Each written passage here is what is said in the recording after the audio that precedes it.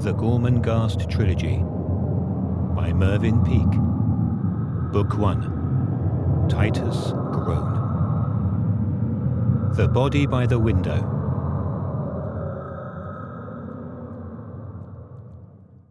On the afternoon following her brother's birth, Fuchsia stood silently at the window of her bedroom.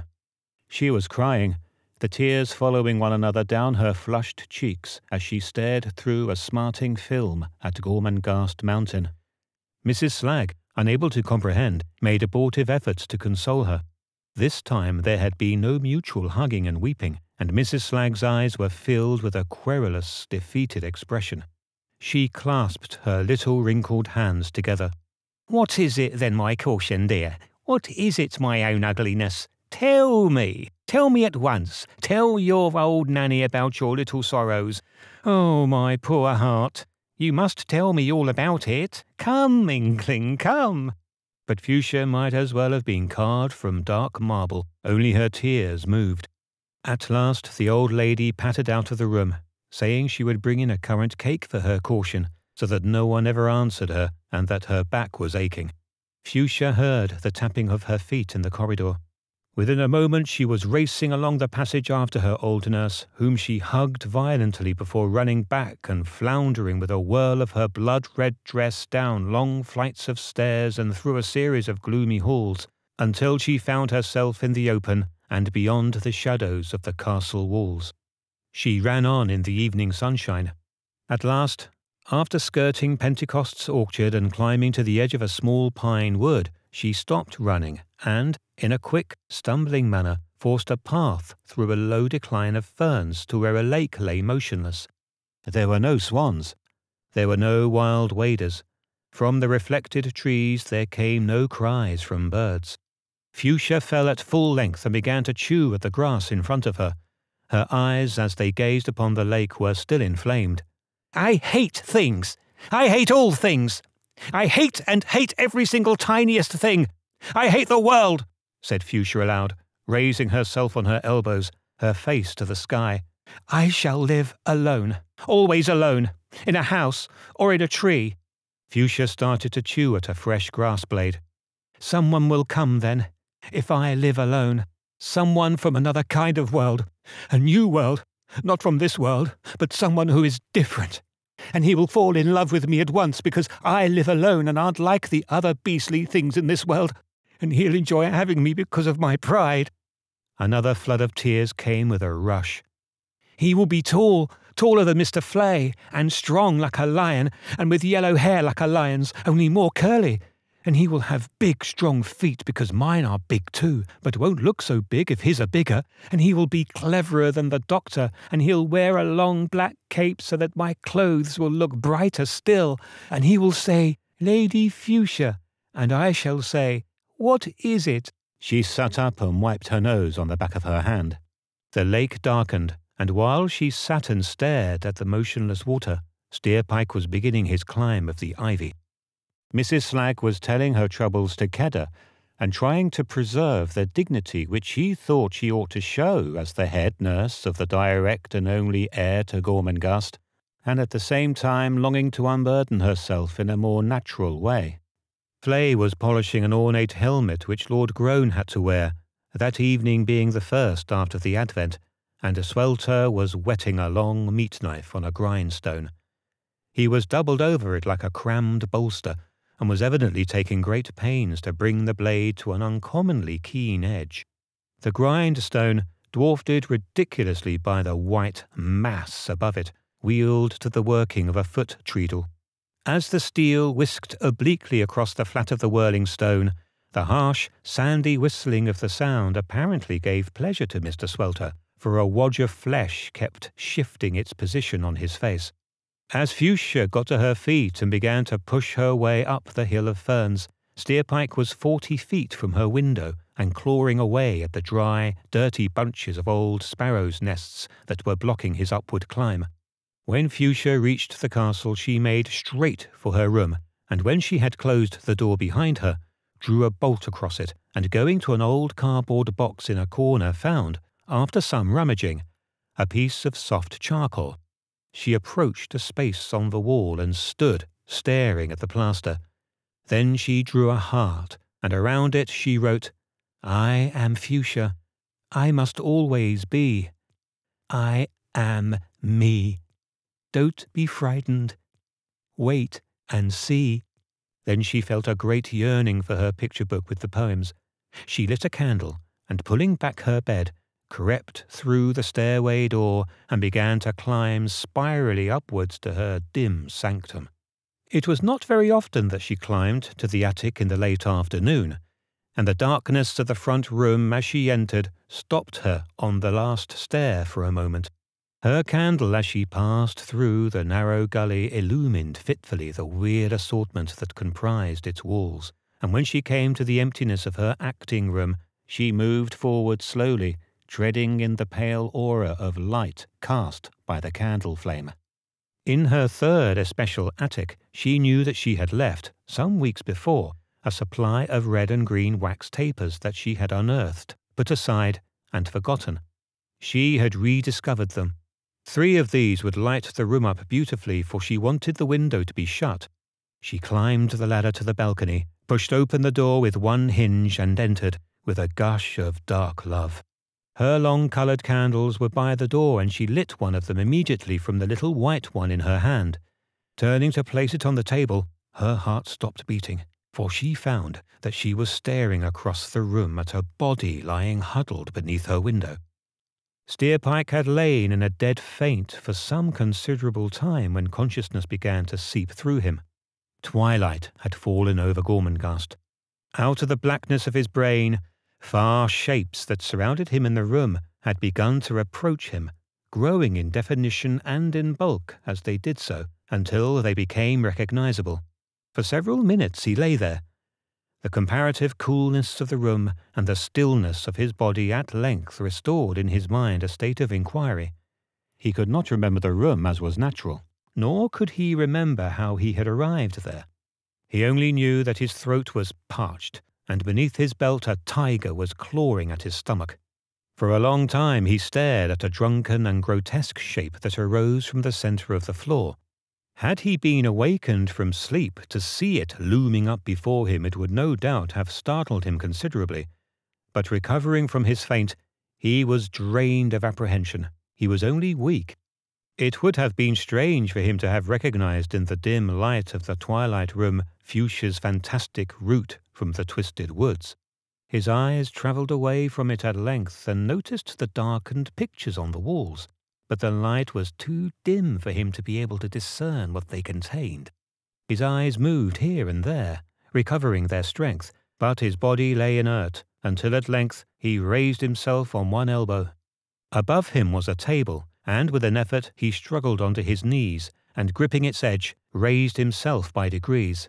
The room began to swim before his eyes, and the pictures on the walls dwindled away to the size of stamps and swayed wildly across the walls. His hands were not his hands as he gripped the table edge. They were another's hands in which he could vaguely, and in an occult way, feel the shadows of sentiency. But the fingers held on, independently of his brain or body, and he waited until his eyes cleared, and he saw below him the stale oddments of food that Fuchsia had brought up to the attic on the morning of the previous day. They were littered on the table, each object remorseless in its actuality. The nebulous incoherence of things had changed in his brain as he stared down upon the still life group on the table to a frightening proximity. 2 wrinkled pears, half a seed cake, 9 dates in a battered white cardboard box, and a jug of dandelion wine. Beside these, a large hand-painted book that lay open where a few verses were opposed by a picture in purple and grey. It was to Steerpike in his unusual physical state as though that picture were the world, and that he, in some shadowy adjacent province, were glimpsing the reality. He was the ghost. The purple and grey page was truth and actual fact. Below him stood 3 men. They were dressed in grey, and purple flowers were in their dark, confused locks. The landscape beyond them was desolate and was filled with old metal bridges, and they stood before it together upon the melancholy brow of a small hill. Their hands were exquisitely shaped, and their bare feet also, and it seemed that they were listening to a strange music, for their eyes glazed out beyond the page and beyond the reach of Steerpike, and on beyond the hill of Gormenghast and the twisted woods. Equally real to the boy at that moment were the grey-black simple letters that made up the words and the meaning of the verses on the opposite side of the page. The uncompromising visual starkness of all that lay on the table had for a moment caused him to forget his hunger, and although uninterested in poetry or pictures, Steerpike, in spite of himself, read with a curiously slow and deliberate concentration upon the white page of the three old men in their grey and purple world. Simple, seldom and sad we are, alone on the halibut hills afar, with sweet, mad expressions of old, strangely beautiful, so we're told, by the creatures that move in the sky and die on the night when the dead trees prance and cry. Sensitive, seldom and sad, sensitive, seldom and sad. Simple, seldom and sad are we, when we take our path to the purple sea, with mad, sweet expressions of yore, strangely beautiful, yea, and more, on the night of all nights, when the sky streams by, in rags, while the dead trees prance and cry. Sensitive, seldom and sad. Sensitive, seldom and sad. Steerpike noticed small thumb marks on the margin of the page. They were as important to him as the poems or the picture. Everything was equally important because all had become so real now where all had been so blurred. His hand as it lay on the table was now his own. He had forgotten at once what the words had meant, but the script was there, black and rounded. He put out his hand and secured one of the wrinkled pears. Lifting it to his mouth, he noticed that a bite had already been taken from its side. Making use of the miniature and fluted precipice of hard, white, discoloured flesh, where Fuchsia's teeth had left their parallel grooves, he bit greedily, his top teeth severing the wrinkled skin of the pear, and the teeth of his lower jaw entering the pale cliff about halfway up its face. They met in the secret and dark centre of the fruit, in that abactinal region where, since the petals of the pear flower had been scattered in some far June breeze, a stealthy and profound maturing had progressed by day and night. As he bit, for the second time, into the fruit, his weakness filled him again as with a thin atmosphere, and he carefully lowered himself, face down over the table, until he had recovered strength to continue his clandestine meal. As he lifted his head, he noticed the long couch with its elegant lines. Taking hold of the seed cake in one hand and the jug of dandelion wine in the other, after tipping the dates out of their cardboard box into his pocket, he felt his way along the edge of the table and stumbled across the few paces that divided him from the couch, where he seated himself suddenly and put his dusty feet up, one after the other, upon the wine-red leather of the upholstery. He had supposed the jug to contain water, for he had not looked inside when he lifted it and felt its weight in his wrist, and when he tasted the wine on his tongue he sat up with a sudden revival of strength, as though the very thought of it had resuscitated him. Indeed, the wine worked wonders with him, and within a few minutes, with the cake, the dates, and the rest of the second pear to support its tonic properties, Steerpike was revived, and getting to his feet he shuffled around the room in his own peculiar way.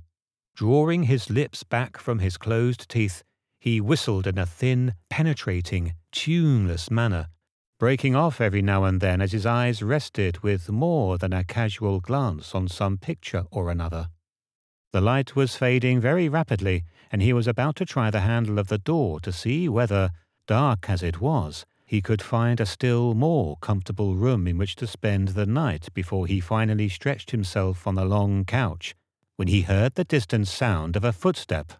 With his hand still outstretched towards the door, he stood motionless for a moment, and then his head inclined itself to the left as he listened. There was no doubt that someone was moving either in the next room or in the next room but one. Moving one step nearer to the door as silently as a ghost, he turned the handle and drew it back the merest fraction, but sufficiently for him to place one eye at the aperture and to command a view of something which made him suck at his breath. There was no reason why. Because the room he had been in for the last hour or more was small, he should have presumed that the door out of it would lead to an apartment of roughly the same size. But when, on peering through the chink between the door and the lintel, he saw how mistaken had been his intuition regarding the size of the room beyond, he received a shock second only to that of seeing the figure that was approaching him. Nor was it only the size. It was perhaps even more of a shock to realize that he had been above the adjacent room. Through the gloom, he watched the figure of a girl, holding in her hand a lighted candle that lit the bodice of her dress to crimson. The floor across which she walked slowly but firmly appeared to stretch endlessly behind her, and to her right and to her left. That she was below him, and that within a few feet a balcony divided him from her as she approached, was so unexpected that a sense of unreality, such as he had experienced during his recovery from his faint, again pervaded him. But the sound of her footsteps was very real, and the light of the candle flame upon her lower lip awoke him to the actuality. Even in his predicament he could not help wondering where he had seen her before. A sudden movement of the shadows on her face had awakened a memory. Thoughts moved swiftly through his mind. No doubt there were steps leading up to the balcony. She would enter the room in which he stood. She walked with certainty. She did not hesitate. She was unafraid. These must be her rooms he had entered. Why was she here at this hour? Who was she? He closed the door softly. Where had he seen that red dress before? Where? Very recently. The crimson. He heard her climbing the stairs. He glanced around the room. There was no hiding place. As his eyes moved, he saw the book on the table, her book. He saw a few crumbs where the seed cake had been standing on the cloth. He half ran on tiptoe to the window and glanced down. The emptiness of the dark air falling to the tops of towers sickened him, as memories of his climb were reawakened. He turned away. Even as he heard her feet on the balcony, he was saying, Where did I see the red dress? And as the feet stopped at the door, he remembered, and at the same moment dropped softly to his hands and knees beneath the window. Then, huddling himself into an awkward position, and with one arm outstretched limply, he closed his eyes in emulation of the faint from which he had not so long ago recovered. He had seen her through the circular spire-hole in the wall of the octagonal room. She was the Lady Fuchsia Groan, the daughter of Gormenghast. His thoughts pursued each other through his head. She had been distraught. She had been enraged that a brother had been born for her. She had escaped down the passage from her father. There could be no sympathy there. She was, like her father, ill at ease. She was opening the door. The air wavered in the candlelight.